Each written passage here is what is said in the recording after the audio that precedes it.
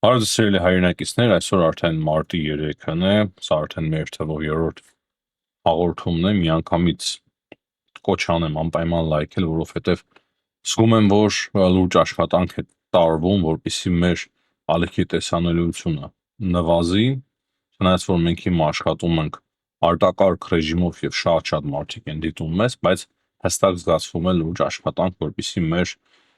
աշխատանքին խոչընդոտեն, այսինքն հստակ աշխատանք է տարվում, դրա համար շատ կարևոր են ձեր լայքերը, սիրելի հայրենակիցներ, ձեր մեկնաբանությունները եւ ձեր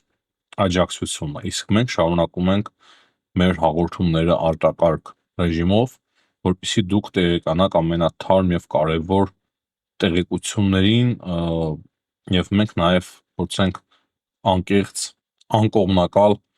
ձեզ հետ միասին վերլուծություն իրականացնել։ Սկսենք երևի նրանից, որ աշխատանքային այցով Նիկոլ Փաշինյանը հիմա այցելել է Վրաստան, հանդիպում է ունեցել նաև արդեն Իրակլի Կոբախիձեի հետ։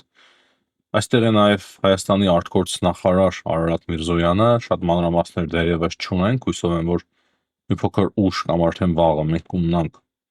կարևոր տեղեկատվություն այս այցից։ Հետաքրքիր է եւ կարևոր է այն, որ Արարատ Միրզոյանի եւ Կայա Կալասի միջև հեռախոսազրույց է տեղի ունեցել եւ սա տեղի ունենում այս մեծ լարվածության ֆոնին Մերձավոր Արևելքում հիմնական թեմաներից մեկը բնականաբար դա է, բայց կարևոր է նաեւ նկատել, որ այդ հեռախոսազրույցը տեղի ունենում Վրաստան այցի ժամանակ։ Ես հույսով եմ, որ Հայաստանը կարևոր դերակատարություն կունենա Եվրամիության եւ Վրաստանի միջև հարաբերությունների կարգավորման գործում։ Հույսով եմ, քանի որ դա բխում է նաեւ Հայաստանի շահերից, բխում է Վրաստանի շահերից, համոզված եմ, որ բխում է նաեւ Եվրամիության շահերից եւ Հայաստանը ի վիճակի է այսօր շատ կարևոր դերակատարություն ունենալ նաեւ այդ գործում։ Հիմա տեսնենք թե ինչ է տեղի ունեցել վերջին ժամերին Ամերիկայի Միացյալ Նահանգներ, Իսրայել, Իրան այս պատերազմական գործողությունների ընթացքում, քանի որ ամբողջ Մերձավոր Արևելքը վերածվել է պատերազմական թատերաբեմի։ Կարևոր է սկսել երևի թե նրանից, որ Սպիտակ տունը հստակ արդեն ծրագիր է ներկայացրել այս ռազմական գործողությունների վերաբերյալ եւ նշել է թե որն է Ամերիկայի Միացյալ Նահանգների նպատակը այս պատերազմում։ Սպիտակ տան հայտարարությունն է եւ հստակ կետերով նշված է, որ Իրանը պետք է ապառազմականացվի, Ամերիկայի Միացյալ Նահանգները պետք է պաշտպանված լինեն Իրանի ապագա հարձակումներից, պետք է վերացվի տերորիստական այաթոլլաների ռեժիմը, մեզ համար ամենակարևոր կետը երևի դա է, պետք է վերացվի այաթոլլաների տերորիստական ռեժիմը եւ չորրորդ նպատակը այն է, որ հասարակ մարդիկ, հասարակ քաղաքացիները պաշտպանված լինեն, այսինքն պաշտպանել հասարակ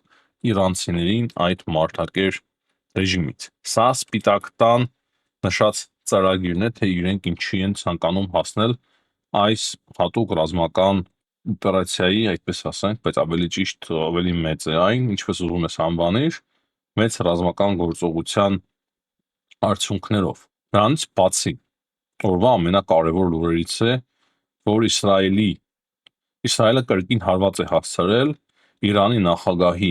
նստավայրին, ազգային անվտանգության բարձրագույն խորհրդի շենքին, ինչպես նաև թիրախավորել է անվտանգության համար կարևոր ենթակառուցվածքներ։ Ամբողջ օրը Իսրայելը եւ Ամերիկայի Միացյալ Նահանգները բազմաթիվ հարյուրավոր նույնիսկ հարվածներ են հասցնում Իրանին, Թեհրանում հիմնական հարվածները, բայց ոչ միայն Թեհրանում, այլ նաև այլ քաղաքներում, նաև սարերում գործողություն է ընթանում, քանի որ սարերից էլ մենք այս մասին նախորդ հաղորդմանը խոսեցինք տարբեր քարանձավներից հրթիռներ է արձակում Իրանը։ Եվ ամենավերջին եւ կարևոր լուրերից մեկը այն է, որ Իսրայելը հարվածել է Ղոմում գտնվող փորձագետների ժողովին, որոնք որ հավաքվել էին, որպեսզի ընտրեն նոր այաթոլլային, նոր հոգևոր առաջնորդին։ Ճիշտ է, իրանական կողմը հերքում է, որ այդ ժողովին ինչ-որ մի բան եղել է, այսինքն ասում են, որ նախապես իրենք իմացել են եւ տարհանել են բոլորին, բայց փաստը մնում է փաստ, որ Իսրայելը շատ լուրջ ձևով խոչընդոտում են նոր հոգևոր առաջնորդի ընտրության։ Եթե նույնիսկ ընտրեն, նա կդառնա համար առաջին թիրախը Իսրայելի համար։ Հետաքրքիր է, որ կոնկրետ նախագահականը թիրախավորվում է, բայց ամենայն հավանականությամբ նախագահ Մասուդ Փեզեշկյանը այս պահի դրությամբ չի թիրախավորվել Իսրայելի եւ Ամերիկայի Միացյալ Նահանգների կողմից, բայց չեմ բացառում, որ վաղը մյուս օրը նա չթիրախավորվի, կախված է իր վարքից եւ իր հայտարարություններից։ Իմիջայլոց, քանի որ Իրանից հերքել էին այն, որ իրենք ցանկանում են բանակցել Ամերիկայի Միացյալ Նահանգների հետ, հիմա արդեն Ամերիկայի Միացյալ Նահանգների նախագահ Դոնալդ Թրամփը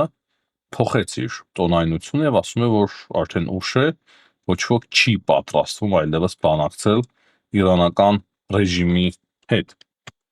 Կարևոր է նաեւ նշել, որ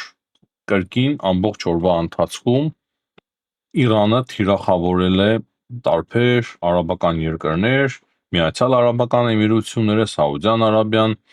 ահա նոր տեղեկություն ստացանք, որ շատ լուրջ պայթյուններ են տեղի ունեցել Դուբայում, այս մասին հաղորդում է Reuters-ը, եւ այդ երկրները հայտարարությամբ են հանդես գալիս, հստակ նշելով, որ իրենք ունեն իրավունք պաշտպանության։ Դրանից բացի, ըստ Իսրայելի փորձագետների, իսրայելական տեսանկյունից Սաուդյան Արաբիան կարող է հայտարարել, որ ինքը եւս մտնում է պատերազմական գործողությունների մեջ, այսինքն շատ մոտ է այն պահը, որ Սաուդյան Արաբիան կհայտարարի, որ ինքն էլ է մտնում այս ռազմական գործողությունների մեջ ընդդեմ Իրանի։ Դրանից բացի Ցախալը հայտարարել է, իսրայելական Ցախալը, որ իրենք հարվածել եւ ոչնչացրել են մի շարք շինություններ Թեհրանում, որոնց շրջանում է եղել նաեւ գլխավոր շտաբը, ռազմական ուժերի գլխավոր շտաբը եւ այլ կարևոր հաստատություններ, որոնք որ մշտապես մեծ խնդիրներ են ստեղծել Իսրայելի համար, այսինքն շատ կարևոր հրամանատարական մեծ ենթակառուցվածքներ, շինությունները ոչնչացրել Իսրայելը, այսինքն այս օրվա ընթացքում բավականին լուրջ գործողություն է իրականացրել Իսրայելը։ Ամենայն հավանականությամբ արդեն շատ ազատ եւ ավելի հանգիստ են իսրայելական ինքնաթիռները եւ Ամերիկայի Միացյալ Նահանգների ինքնաթիռները գործում Իրանի օդում, այնպես չէ, որ առաջին օրերը բարդ էին, առաջին 1-2 օրը, բայց հիմա շատ ավելի ազատ եւ անխոչնդոտ թռիչքներ են իրականացվում ամբողջ Իրանի վրա եւ մենք չենք տեսնում, որ որևիցե մեկ ինքնաթիռ այս պահի դրությամբ խոցվել է Իրանի երկնքում։ Այդ ինտենսիվության ընթացքում նույնիսկ վթարներ կարող են լինել։ Եթե 3 օրվա մեջ Իսրայելը 1000-ից ավել թռիչք է իրականացնել, միայն Իսրայելը, պատկերացրեք, թե ինչ ինտենսիվության մասին է խոսքը։ Եվ ահա այս ֆոնին, երբ որ շատ ծանր իրավիճակում է հայտնվել Իրանը, չնայած որ հարվածներ է հասցնում աճ եւ ձախ հարևաններին, հանկարծ շատ կոշտ հայտարարությամբ է հանդես գալիս Ռուսաստանի արտգործնախարար Սերգեյ Լավրովը, մեկ-մեկ զարմանում եմ, թե ինչով են իրենք մտածում, երևի ուղեղների տեղը ատոմային ռումբ է եղադրված եւ դրա համար ուղեղով չեն կարող հայտարարություն անել, ասում է, որ շատ կարևոր է հիմա հասկանալ, թե Ամերիկայի Միացյալ Նահանգները ինչպես են իրենց տեսնում այս աշխարհում, ինչ դերի մեջ եւ ինչպիսի դերակատարություն են տալիս մնացած ատոմային տերություններին, այսինքն որն է իրենց դերը, ուզում է ասել, որն է մեր դերը, ովքեր ենք մենք։ Ես կարծում եմ այս պատերազմից հետո շատ ավելի պարզ կլինի, թե ովքեր են այդ ատոմային գերտերությունները, այսինքն ով է իրական ատոմային գերտերություն կամ ով ում շահերն է սպասարկում։ Եվ Ռուսաստանը եւս պետք է, կարծում եմ, վերջնական կողմնորոշվի հենց այս պատերազմից հետո իրենք կկողմնորոշվեն, քանի որ կամ կլինես Չինաստանի հետ,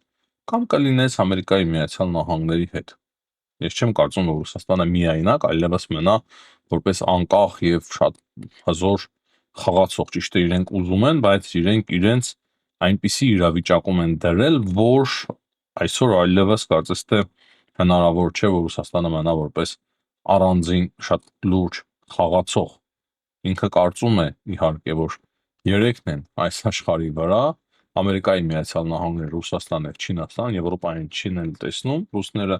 բայց իրականությունը այն է, որ այս ռուս-ուկրաինական պատերազմի արդյունքներով Ռուսաստանը հայտնվել է բավականին բարդ իրավիճակում եւ իրականացնում է ցավոք սրտի Չինաստանի պատվերները։ Ահա սա է իրականությունը եւ Լավրովի այս հայտարարությանը, չգիտեմ ինչքան լուրջ են վերաբերվում Ամերիկայի Միացյալ Նահանգներից, բայց նման հայտարարություններ անում է պարոն Լավրովը։ Կարևոր է նաեւ նշել, որ նոր ակտիվանում է նաեւ Մեծ Բրիտանիան եւ որոշում է կայացրել Մեծ Բրիտանիան, որ Կիպրոսի ափերին ուղարկի նոր նավեր, նոր մարտական նավեր, հիշում եք։ Իրանը նաեւ փորձեց հարվածել Կիպրոսին, այնտեղ գտնվող բրիտանական ուժերին, դրանից հետո Հունաստանը, Մեծ Բրիտանիան, նաեւ որոշ չափով նաեւ Ֆրանսիան, ճիշտ է Ֆրանսիան այլ նաեւ նպատակներով Ֆրանսիան ուղարկեց իր ավիակիրը, բայց ակտիվացան, եվրոպացիները նույնպես ակտիվացան։ Բայց կարծես թե ընդհանուր այս պատերազմի ինտենսիվության արդեն վերջը երևում է իրանական կողմից։ Համենայն դեպս իմ մոտ այդպիսի տպավորություն է ստեղծվում։ Դե նախագահ Թրամփն էլ ասում է, որ իրենց հակաօդային պաշտպանությունը, իրենց ռազմածովային ուժերը ոչնչացված են։ Դրա համար, երբ որ ասում է, որ իրենք ուզում են բանակցել, արդեն շատ ուշ է, բայց Իրանը հայտարարում է, որ չէ, իրենք ունեն շատ կարևոր զենք, որը որ հենց սկզբում չուզեցին օգտագործել, քանի որ պետք չէր հենց սկզբում օգտագործել։ Ահա հետագայում արդեն իրենք այդ կարևոր զենքը իբր օգտագործելու են։ Դրանից բացի իրանական պնդումների համաձայն իրենք ունեն բազմաթիվ պատրաստված պաշտոնյաներ, եթե մեկին վերացնում ես, միանգամից ռեժիմը նշանակում է մեկ ուրիշին եւ ամեն մարդու հետևը առնվազն 3 հոգի կանգնած են, այսինքն ուզում են ասել, որ ռեժիմը ապահով պաշտպանված է, բայց այն, որ իրենք փակել են նաեւ Հորմուզը եւ բազմաթիվ տանկերներ են արդեն կուտակվել, նավթի գները վեր են բարձրանում, դե ես ասացի, որ նրանք նաեւ հարվածում են իրենց հարևան արաբական երկրների նավթարդյունաբերությանը, դիպմամբ են դա անում։ Սա նշանակում է, որ իրենց ռեժիմի վերջը իրոք որ մոտենում է։ Սա ամենակարևոր եւ առաջին նախանշաններն են։ Հիմա նաեւ կարևոր է հասկանալ, թե Ամերիկայի Միացյալ Նահանգները արդյոք կորոշեն ցամաքային գործողություն իրականացնել, թե չէ։ Կամ փորձագետներ, որոնք որ կարծում են, թե ոչ, բայց եթե նման բան տեղի չունենա, ապա ռեժիմի փոփոխությունը շատ դժվար է պատկերացնել ու դա նշանակում է այն, որ 1-2-3 տարի անց մենք կունենանք նաեւ կրկին նոր պատերազմ եւ այսպես կշարունակվի անընդհատ։ Ես կարծում եմ, որ Ամերիկայի Միացյալ Նահանգները Իսրայելի դրդմամբ անպայման կարող է դիմել ցամաքային գործողությունների, չնայած իրենց մոտ շատ իրոք բարդ է, այս միջանկյալ ընտրությունները կոնգրեսում, ընտրությունները բարդացնում են այդ գործընթացը, բայց իսրայելական լոբին այնքան հզոր է եւ Նետանյահուի ազդեցությունն այնքան բարձր է, որ ես կարծում եմ, որ իրենք կուզենան այս ամենը հասցնել ավարտին։ Տեսնենք, դժվար է միանշանակ պնդել։ Լիբանանից երկու խոսքով ասեմ, որ նաեւ Լիբանանի ուղղությունը բարդ ուղղություն է, քանի որ այնտեղ հիմա լուրջ պատերազմական գործողություններ փաստացի բռնկեցին Հեզբոլլահի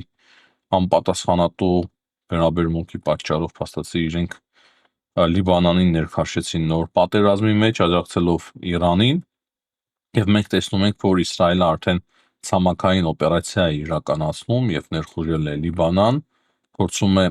հետ քաշել մաքսիմալ